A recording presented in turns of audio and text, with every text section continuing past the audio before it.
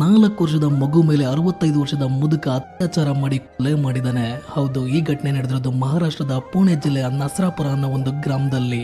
ಬೇಸಿಗೆ ರಜೆಗೆ ಅಂತ ಅಜ್ಜಿ ಊರಿಗೆ ಬಂದಿದ್ದ 4 ವರ್ಷದ ಮಗು ಹೊರಗೆ ಆಟ ಆಡ್ತಾ ಇದ್ದಾಗ ಈ 65 ವರ್ಷದ ವಿಕೃತ ಕಾಮಿ ನಿನಗೆ ತಿನ್ನೋದಕ್ಕೇನಾದ್ರೂ ಕೊಡಿಸ್ತೀನಿ ಬಾ ಅಂತ ದನದ ಕೊಟ್ಟಿಗೆಗೆ ಕರ್ಕೊಂಡೋಗಿ ಆ ಮಗು ಮೇಲೆ ಅತ್ಯಾಚಾರ ಮಾಡಿ ಅಲ್ಲೇ ಆ ಮಗುನ ಸಾಯಿಸಿ ಸಗಣಿನಲ್ಲಿ ಮುಚ್ಚಿದಾನೆ.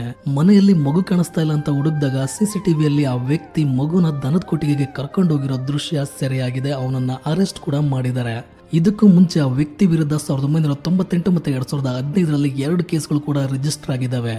ಹೆಣ್ಮಕ್ಳು ಅರೆಬರೆ ಡ್ರೆಸ್ ಹಾಕ್ತಾರೆ, ಅದಕ್ಕೆ ಕೇಸ್ಗಳು ಜಾಸ್ತಿ ಆಗ್ತವೆ ಅಂತ ಕೆಲವರು ಹೇಳ್ತಾರೆ. ನಿಮ್ಮ ಮಾತುಗಳು ನಿಜ ಇದ್ರೂ ಇರ್ಬೋದು, ಆ 4 ವರ್ಷದ ಮಗು ಕೂಡ ಅರೆಬರೆ ಬಟ್ಟೆ ಹಾಕಿತ್ತು ಅನ್ಸುತ್ತೆ ಅಲ್ವಾ?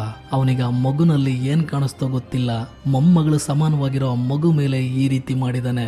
ಇಲ್ಲಿ ಸಮಸ್ಯೆ ಇರೋದು ಹಾಕಿರೋ ಬಟ್ಟೆದಲ್ಲ, ವಿಕೃತಿ ಮನಸ್ಸಿನದ್ದು. ಈ ರೀತಿಯ ವಿಕೃತ ಕಮ್ಮಿಗಳು ಈ ಭೂಮಿ ಮೇಲೆ ಬದುಕೋದಕ್ಕೆ ಅರ್ಹತೆನೇ ಇಲ್ಲ ಅನ್ನೋದು ನನ್ನ ಅಭಿಪ್ರಾಯ. ನಿಮ್ಗೇನು ಅನ್ನಿಸ್ತು ಅನ್ನೋದನ್ನ ಕೆಳಗಡೆ ಕಾಮೆಂಟ್ ಮಾಡಿ ತಿಳಿಸಿ. ಮತ್ತೆ ನೆಕ್ಸ್ಟ್ ವಿಡಿಯೋದಲ್ಲಿ ಸಿಗ್ತೀನಿ. Signing off, Chandru.